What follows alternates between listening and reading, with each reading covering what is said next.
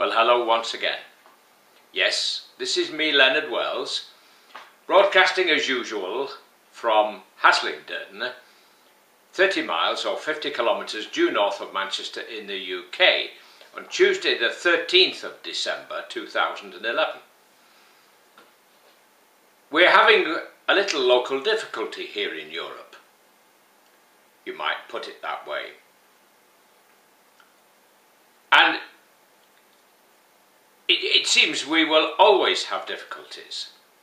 And it's necessary to really stand well back, or rather look down, if you like, upon Europe, and ask, what is the cause of the problems? Now, there are two things which divide mankind: nationality and religion.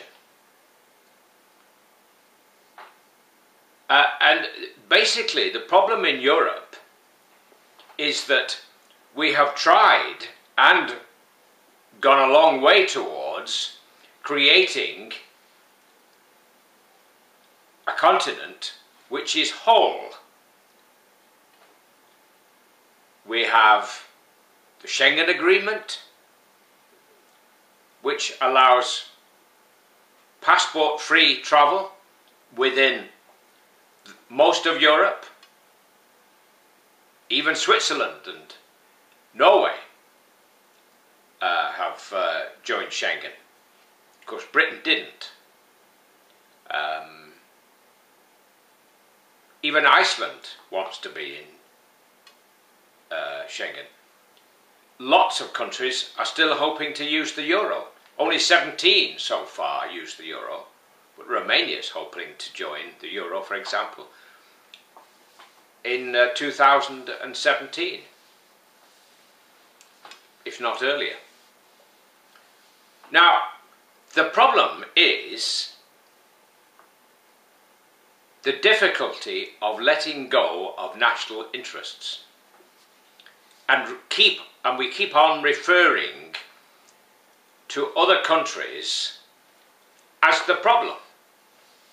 Oh, we say Greece is the problem, and Ireland and Portugal and Spain may be the next problem. But in fact, we're all part of the problem. It doesn't help to blame Greece. It doesn't solve the problem, because people are different. We can't have, if you like, everybody acting the way we would like them to act. It doesn't quite work like that. And we should, if we're trying to build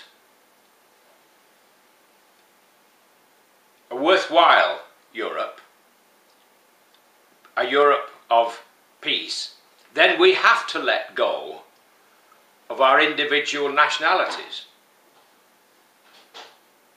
We have to be prepared to relinquish our hold on what we think is our national interest. Mr. Cameron has just decided that he can't sign and agree with the others. We have a national interest.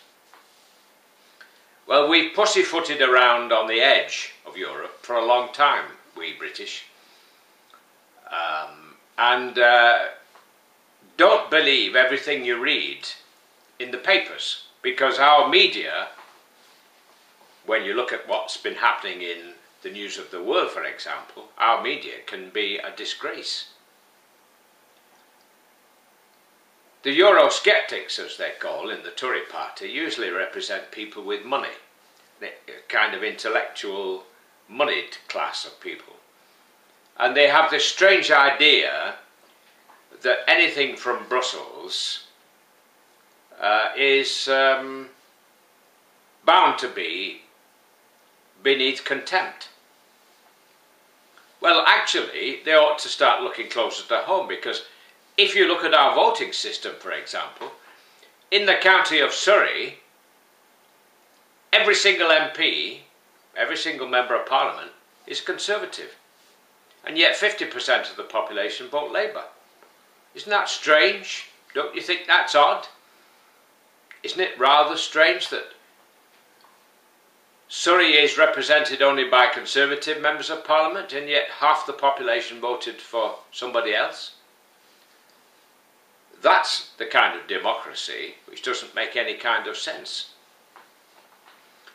So the European dream, and it's my dream to have a United States of Europe, will only work when we're all singing from the same hymn sheet and we stop highlighting the difference in nationalities. We've got to stop blaming the Greeks or blaming the Italians or the Portuguese or the Spanish. That was the kind of mentality which gave us 2,000 years of war, and which is what we've had since the time of Christ. 2,000 years of butchering each other in Europe because of nationalities and religion, the two things which divide mankind. So we've got to put that aside and stop thinking like that. As long as we think like that, there will be friction. It's as obvious as the nose on your face, but we find it difficult to see that. The minute you hear that some people manage to catch a train in Brussels to Lille and then stay on and come to the UK without showing their passport, oh, what dreadful emotions are arisen. Oh, we're getting flooded with people from Iraq and all kinds of places. Well, believe me, there are as many nutters and wicked people here as there are anywhere else. We like to think we're somehow different. But this is the problem. As long as you start thinking we're somehow better than the other guys, and actually when you analyse it, we're not, really. I mean, we might be able to organise things better than they do in Syria, for example. But as I've explained about the county of Surrey, it's not perfect. We don't have a perfect democracy. And you can really only get true justice in this country if you've got money, if you can afford to pay incredible fees to lawyers. So what I'm saying is, don't keep jumping on the bandwagon with the Daily Express and the Mail about getting out of Europe, because we're in Europe whether we like it or not. And don't let people keep reminding you of all the differences in our nationalities. It isn't a Greek problem. It's a human problem. And if we can stop thinking in terms of nationalities and everybody having a different hymn sheet, there's no point in trying if we're all going to stay different. I mean, what was the point? We've really all got to get together and appreciate that we are human beings. We are members of the human race. If we can make a United States of Europe, we have a great possibility of 2,000 years of peace, a golden age. So that's my little tale for today. Don't keep thinking in terms of Greeks and French and Spanish and Irish and so on.